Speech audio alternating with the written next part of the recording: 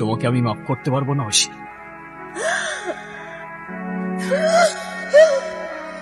Sir, কি charge আনা হয়েছে আপনার উপর? আপনার মতো একজন পলিটিক্যাল লিডারকে কেন গ্রেফতার করা হচ্ছে? আমি কখনো অন্যায় করিনি, ন্যায় করেছি।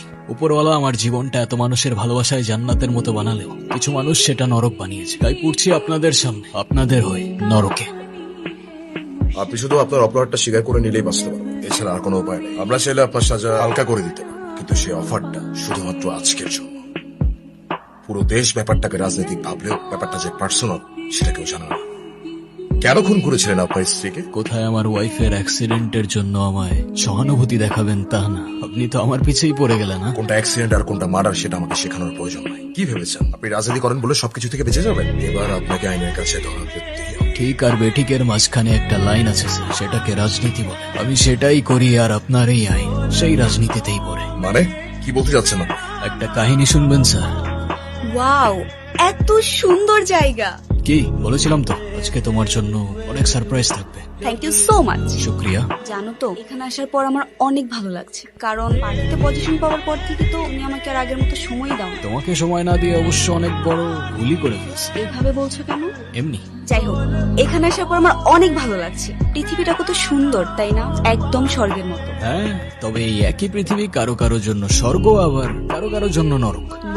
মানে বুঝতে হলো তো তোমার একটা গল্প শুনতে হবে। নো ওয়ে সুলতান, আবার গল্প? এবারের গল্পটা আলাদা, প্রত্যেকটা লেয়ারে থ্রিল আর সাসপেন্স আছে। আর শত হোক এটা একটা মানুষের জীবন থেকে নেওয়া, based on a true story. এই যে খবর, মিস্টার সিরিয়াস, কেমন আছো? ভালো। আমাকে জিজ্ঞেস করবে না আমি কেমন আছি? না, কেন? আচ্ছা, ব্যাপার না, চলো ঘুরতে যাই। আরে আমি তো তোমাকে আগেও বলছি আমি ওরকম না। ওরকম না মানে কেমন না?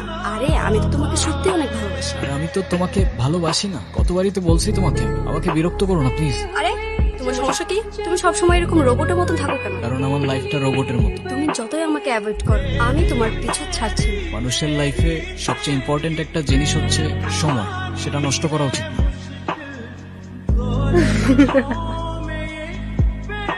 আচ্ছা, তুই ছেলেদের পিছনে কেন ঘুরস বলতো? তোর কি কোনো সেলফ রেসপেক্ট নাই? তোরা এইসব বুঝবে কি বুঝবো না বল? কোথায় তোর পিছনে ছেলেরা ঘুরবে আর তুই কিনা একটা ছেলের পিছনে পড়ে আছিস? সুলতান না ওরকম না, ও কোনো মেয়েকে পাত্তা দেয় না। এই সব ছেলেদের আমার খুব ভালো মতো চেনা আছে, সবগুলো একই রকম। তাই তুই তাহলে ট্রাই করে দেখ। আমি কেন ট্রাই করতে যাব? তাহলে দম না থাকলে এসব লেকচার ছাড়তে শোনা বন্ধু। Okay wait, challenge accepted.